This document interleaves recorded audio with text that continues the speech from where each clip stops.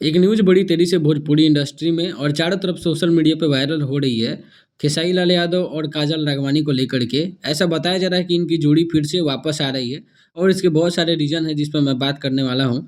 कुछ दिनों पहले खेसारी लाल यादव का एक इंटरव्यू भी आया है जिससे उनसे सवाल पूछा जा रहा है कि काजल राघवानी के साथ बहुत जल्द आपकी फ़िल्म आने वाली है या फिर काजल राघवानी ऐसा बोल रही हैं कि उनका फ़िल्म खेसारी लाल यादव के साथ करेंगी वो। और इस बीच में पवन सिंह के साथ भी काफ़ी करीबी थी काजल राघवानी, लेकिन कोई गाना आया नहीं।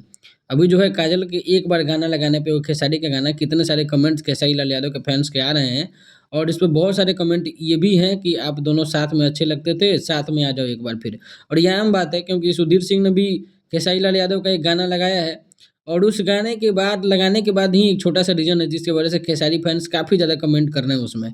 तो ये सारे के सारे जो न्यूज़ वायरल हो रहे हैं, ऐसा कोई नहीं बोला है, ना खेसारी बोले हैं, ना काजल बोली है, ये पूरी तरीके से फेक न्यूज़ है, कोई कमबैक नहीं होगा।